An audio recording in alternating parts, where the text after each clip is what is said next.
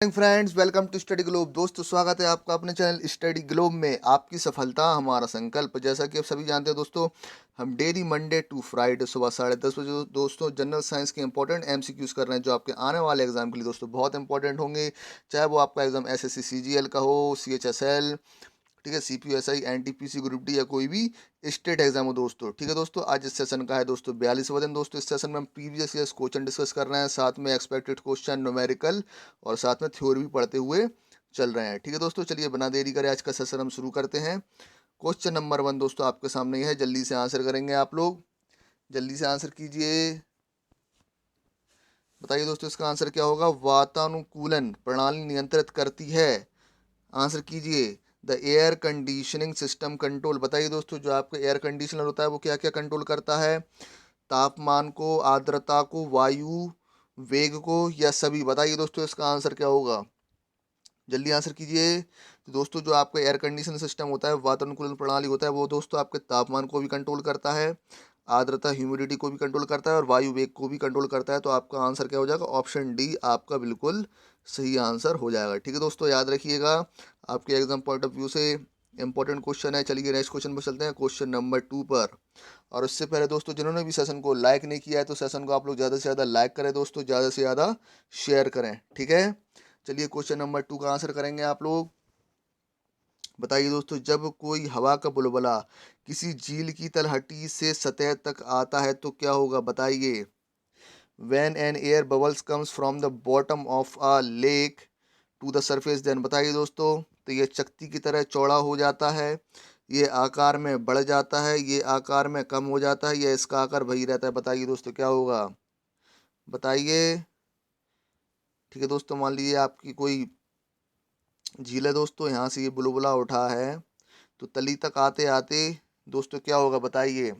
तो पहले तो दोस्तों आप लोग एक बात जान लीजिए, जो भी दोस्तों ये बुलबुला होता है, ये किसकी भांति कार्य करता है।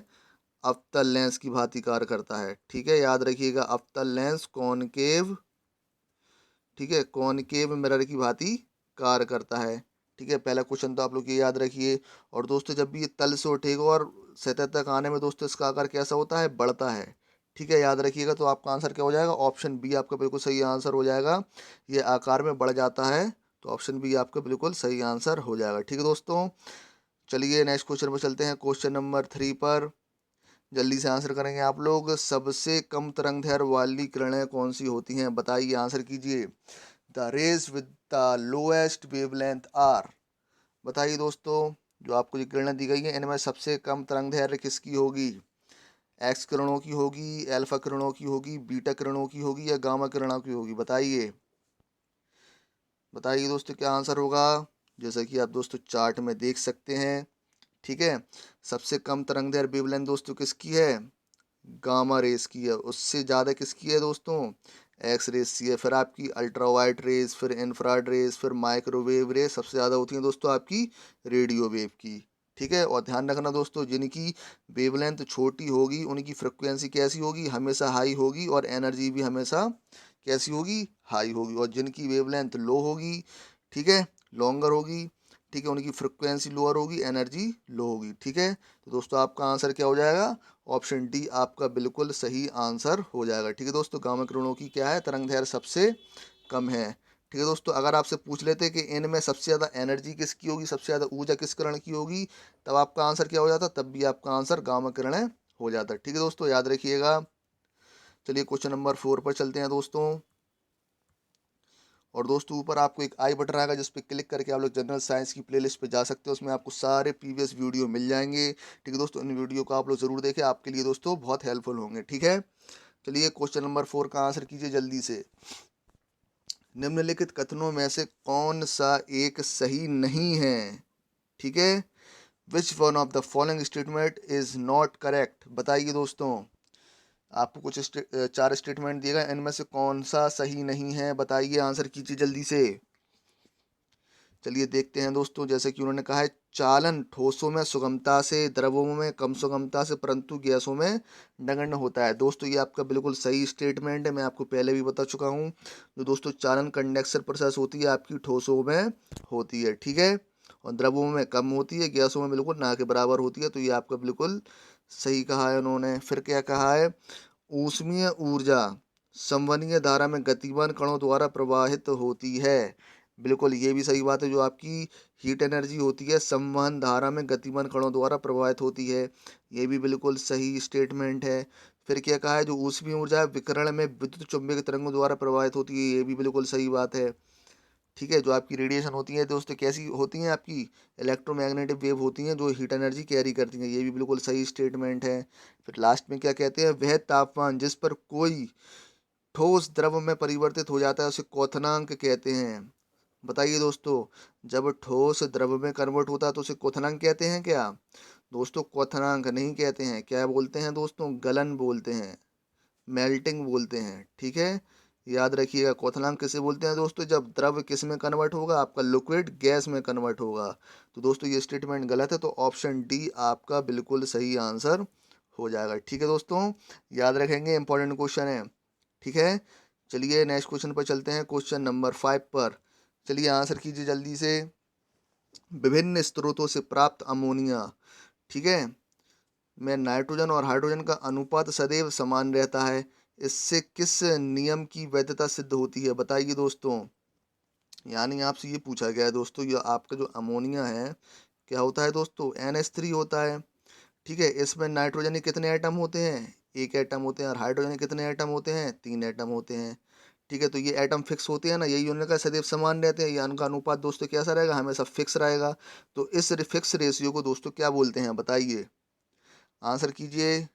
तो दोस्तों इस फिक्स रेशियो को हमेशा क्या बोलेंगे, आप कांस्टेंट रेशियो बोलेंगे, स्थिर अनुपात बोलेंगे। अगर दोस्तों ये रेशियो 1:4 हो जाए तो दोस्तों अमोनिया का प्रोड्यूस होगा? नहीं होगा। ठीक है, तो ऑप्शन बी आपका बिल्कुल सही आंसर हो जाएगा। ठीक है दोस्तों, और एक क्वेश्चन और दोस्तों आपका बन सकता है दोस्तों, जो अमोनिया बनाने की दोस्तों विधि होती है, कौन सी विधि होती कहलाती है आपकी? हैबर विधि। ठीक है, ये भी आप लोग याद रखेंगे, ये क्वेश्चन आपसे पूछा जा सकता है एग्जाम में। चलिए नेक्स्ट क्वेश्चन पर चलते हैं, क्वेश्चन नंबर 6 पर जल्दी से आंसर करेंगे। Which one of the following statement is not correct? निम्नलिखित कथनों में से कौन सा एक सही नहीं है? जल्दी से आंसर कीजिए। बताइए दोस्तों, इनमें से कौन सा एक सही नहीं है? चलिए देखते हैं। जैसे कि उन्होंने कहा है, ताप का केल्विन मापक्रम परम कहलाता है। दोस्तों सही बात है, जो ताप है होता है टेम्परेचर है दोस्तों, उसकी यूनिट क्या होती है, केल्विन होती है। सही स्टेटमेंट है। ठीक है, दृश्य प्रकाश विकिरण की तरंग दैर्घ्य 400 से 700 नैनोमीटर होती है दोस्तों, ये भी बिल्कुल सही बात है। ठीक है, बिल्कुल सही कह रहे हैं ये। फिर कार्य करने की क्षमता शक्ति कहलाती है, इसको देखते हैं।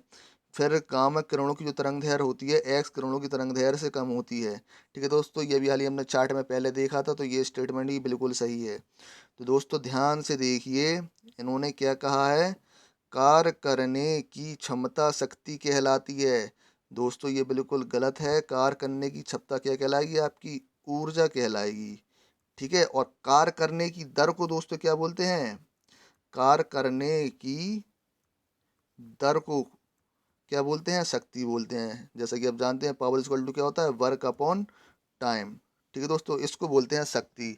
लेकिन कार्य करने की क्षमता आपकी क्या कहलाती है, ऊर्जा कहलाती है। तो ये स्टेटमेंट बिल्कुल गलत है, तो ऑप्शन सी आपका बिल्कुल सही आंसर हो जाएगा। ठीक है, याद रखिएगा दोस्तों। चलिए नेक्स्ट क्वेश्चन में चलते हैं, क्वेश्चन नंबर 7 पर। चलिए आंसर कीजिए। विद्युत दर्शी का कार्य क्या होता है? बताइए। The function of the electroscope is. बताइए विद्युत दर्शी का कार्य क्या होता है? दोस्तों जो आपका आवेश होता है, चार्ज होता है, उसका ये क्या बताएगी दोस्तों, प्रेजेंस बताएगी। क्या बताएगी? प्रेजेंस बताएगी। और उसका क्या बताएगी, नेचर बताएगी, यानी प्रकृति बताएगी। ठीक है, उसकी उपस्थिति और क्या बताएगी, उसकी प्रकृति बताएगी। तो आपका आंसर क्या हो जाएगा, ऑप्शन ए आपका बिल्कुल सही आंसर हो जाएगा। विद्युत आवेश की उपस्थिति की पहचान करना किसका कार्य होता है, विद्युत दर्शी का कार्य होता है। तो ऑप्शन ए आपका बिल्कुल सही आंसर हो जाएगा। चलिए नेक्स्ट क्वेश्चन में चलते हैं, क्वेश्चन नंबर 8 पर। चलिए आंसर कीजिए जल्दी से। निम्नलिखित में से कौन सी धातु रोशनी के बल्बों में फिलामेंट के रूप में प्रयोग की जाती है? बताइए दोस्तों, इजी क्वेश्चन है, जल्दी से आंसर कीजिए। Which of the following metal is used as filament in light bulbs? बताइए दोस्तों, इसका आंसर क्या होगा? तो दोस्तों इसका आंसर क्या हो जाएगा, इसका आंसर हो जाएगा दोस्तों टंगस्टन। ऑप्शन सी आपका बिल्कुल सही आंसर हो जाएगा। दोस्तों क्यों इसका यूज़ करते हैं ये भी बता दीजिए दोस्तों। जो इसका मेल्टिंग पॉइंट होता है, क्या इसका जो मेल्टिंग पॉइंट होता है दोस्तों कैसा होता है, बहुत ज़्यादा हाई होता है। ठीक है, लगभग कितना होता है, 3000 380 डिग्री के आसपास दोस्तों इसका क्या होता है, मेल्टिंग पॉइंट होता है, इसलिए इसका यूज़ किया जाता है आपके बल्ब में। ठीक है, तो आपका आंसर क्या हो जाएगा, ऑप्शन सी टंगस्टन आपका बिल्कुल सही आंसर हो जाएगा। चलिए नेक्स्ट क्वेश्चन पर चलते हैं, क्वेश्चन नंबर 9 पर। चलिए आंसर कीजिए, why is a drop of rain circular, वर्षा की बूंद गोलाकार क्यों होती है, बताइए दोस्तों। ये भी इजी क्वेश्चन है, बहुत बार एग्जाम में आ चुका है और एग्जाम में आने वाले एग्जाम में भी दोस्तों जरूर पूछा जाएगा। जल्दी बताइए। तो दोस्तों वर्षा की जो बूंदें होती हैं किस कारण गोलाकार होती हैं, आपके सरफेस टेंशन पृष्ठ तनाव के कारण। तो ऑप्शन ए आपका बिल्कुल सही आंसर हो जाएगा। ठीक है, चलिए नेक्स्ट क्वेश्चन में चलते हैं, क्वेश्चन नंबर 10 पर। जल्दी से आंसर कीजिए, why type of mirror is dentist, दंत चिकित्सक का दर्पण किस प्रकार का होता है, बताइए दोस्तों। आंसर कीजिए, जब आप लोग डेंटिस्ट के पास जाते हैं जिससे वो दोस्तों आपके दांत वगैरह चेक करता है दोस्तों, वो दर्पण आपका कैसा होगा। तो दोस्तों वो आपका दर्पण कैसा होगा, अवतल दर्पण होगा, कॉनकेव मिरर होगा। तो ऑप्शन डी आपका बिल्कुल सही आंसर हो जाएगा। ठीक है दोस्तों, याद रखिएगा।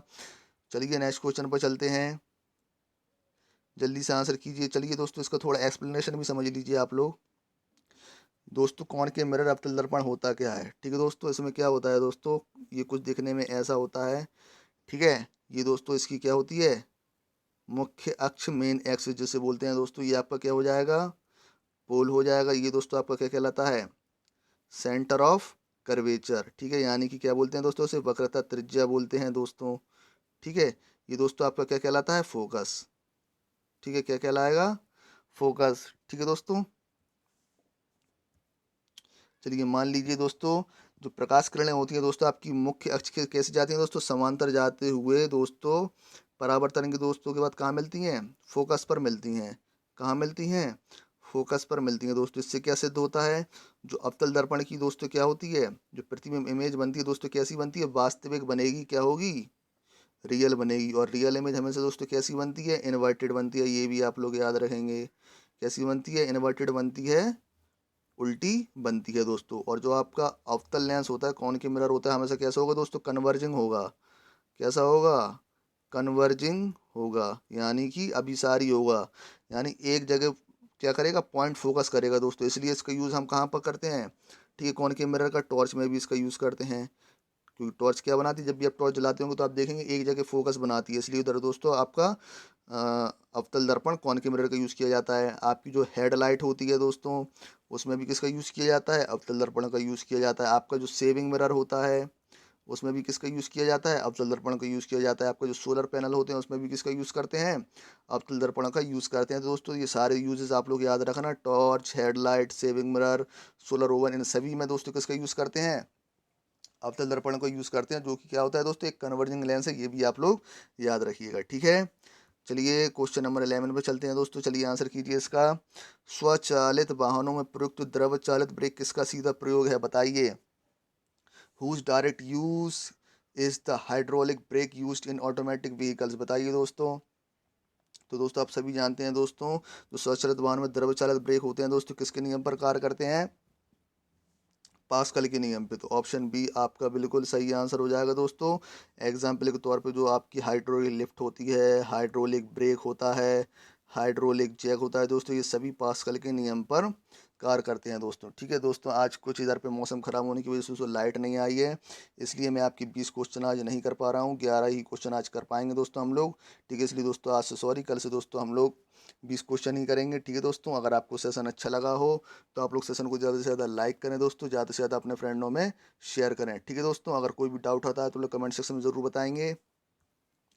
और दोस्तों जो भी चैनल पर नए आए हों तो चैनल को आप लोग आज ही सब्सक्राइब जरूर करें दोस्तों, और बेल आइकन जरूर प्रेस करें, जिससे आपको आने वाले नोटिफिकेशन मिल सकें। ठीक है, और दोस्तों इस वीडियो की पीडीएफ के लिए आप मेरा टेलीग्राम चैनल ज्वाइन करें, जिसका लिंक आपको नीचे डिस्क्रिप्शन बॉक्स में मिल जाएगा दोस्तों। टेलीग्राम चैनल का नाम है स्टडी ग्लोब। ठीक है, चलिए कल मिलते हैं सेम टाइम सेम प्लेस पर।